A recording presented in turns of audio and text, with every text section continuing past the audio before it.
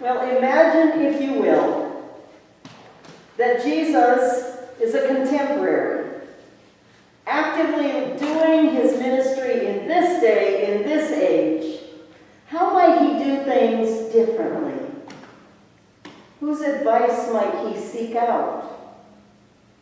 I want you to imagine this document, a letter from Jordan Management Consultants to Jesus, son of Joseph of Nazareth, offering advice on the group of men Jesus was considering for the top 12 disciple positions. It might read something like this. Dear Sir, thank you for submitting the resumes of the 12 men you have picked for managerial positions in your new organization. All of them have now taken our battery of tests, and we have not only run the results through our computer, but also arranged personal interviews for each of them with our psychologist and vocational aptitude consultant. The profiles of all tests are included, and you will want to study each of them carefully. As part of our service, we make some general comments for your guidance, much as an auditor will include some general statements. This is given as a result of staff consultation and comes without any additional fee. It is the staff opinion that most of your nominations are lacking in background education and vocational aptitude for the type of enterprise you are undertaking. They do not have the team concept. We would recommend that you continue your search for persons of experience in managerial ability and proven capability.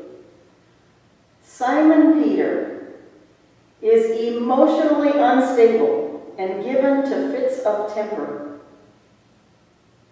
Andrew has absolutely no qualities of leadership whatsoever. The two brothers, James and John, those sons of Zebedee, have a tendency to place personal interest above company loyalty. Thomas demonstrates a questioning attitude that would tend to undermine morale. We feel that it is our duty to tell you that Matthew had been blacklisted by the Greater Jerusalem Better Business Bureau. And James, the son of Alphaeus and Thaddeus, definitely have radical leanings. And they both registered a high score on the manic depressive scale. One of the candidates, however, shows great potential. He's a man of ability and resourcefulness, meets people well and has a keen business mind, and has contacts in high places. He's highly motivated, ambitious, and responsible. We recommend Judas Iscariot as your controller and right-hand man. All of the other profiles are self-explanatory. We wish you every success in your new venture. Sincerely, Jordan Management Consultants.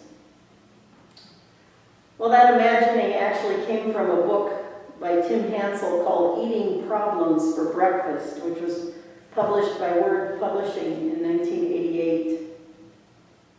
It and today's text begs the question, who is qualified to be a disciple of Jesus? Who has earned the right to represent the name of Christ in our world? And to use a modern term, what is the branding that will tell the story and appropriately spread the word about Christianity and what it means to be a part of the Christian community? I have to admit, this is always a huge struggle for me. There is a wonderful, naive notion in the world that because we are Christians, we should all just get along. We all believe in Jesus after all, and that should be enough to unite us. But as it appears to have been with the Roman community of followers, Modern-day followers of Jesus each come to the table with their own assumptions and biases about what is the appropriate way to follow Christ. We each have that favorite thread of Bible passages that lead us to a certain set of beliefs. We each hold fast to some practices, considering those to be the core of our faith. And like it or not, human tendencies, even in 2020, seem to be the same human tendencies that Paul was dealing with. We have not evolved very far from the temptation to believe that the way we experience and understand the world is the correct way to understand the world.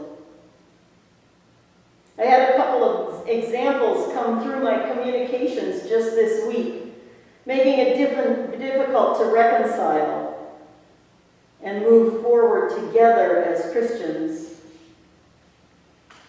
A recent post from a liberal friend of mine suggested that we cannot possibly be followers of Jesus if we call ourselves Republican.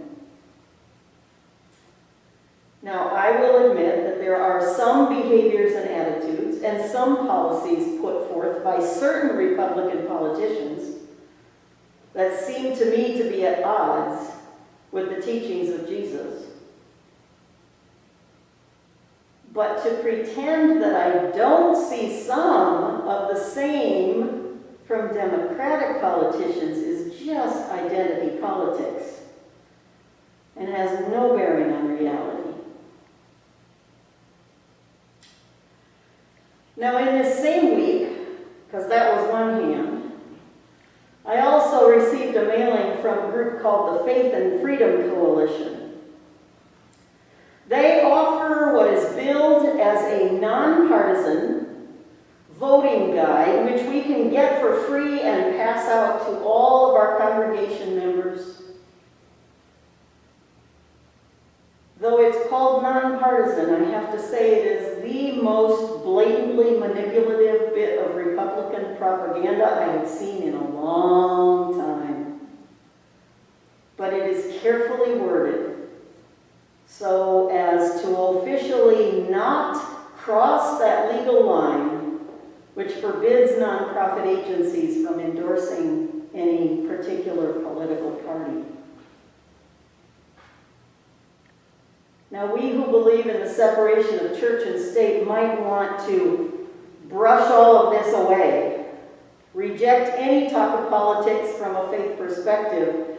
But if we truly follow Jesus, if we believe that our calling is to care for those who struggle, as Jesus did, and if we believe that we live by certain values because of who we are at our core, and faith is a part of that core identity, then who we elect to represent us in government matters deeply.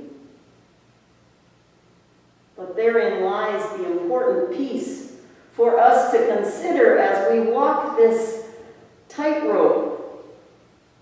Are we interpreting our faith through our political lens, or are we interpreting our politics through our faith lens?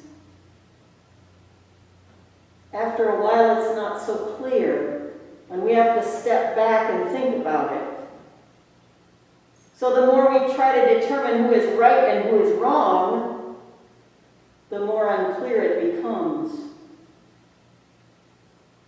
So again, I ask, who is qualified to be a disciple of Jesus? Who has earned the right to represent the name of Christ? And what is the branding that will tell the appropriately spread that will appropriately spread the word about Christianity and what it means to be a part of this Christian community?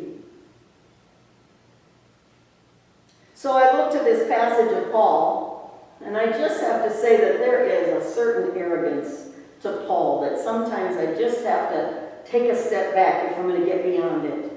There are days when I read his letters that I feel like I have to put on that old filter that so many parents used. Remember when your folks said to you, "Do as I say, not as I do"? Because on the one hand, Paul is saying over and over again, do not judge your neighbor. Do not judge those who walk this road with you. Do not try to determine who belongs and who does not. And yet it's all couched in this assumption that anything outside his understanding of reality comes from those who are weak in faith. I don't know about you, but I think that is one of the most difficult attitudes for me to shed in all of this. There are times when I think that my faith is coming from the strongest place. That those who believe differently, though they claim great faith, truly are the ones who are weak in faith. I want to either reject full out or carefully coddle those whose faith is from such a different perspective.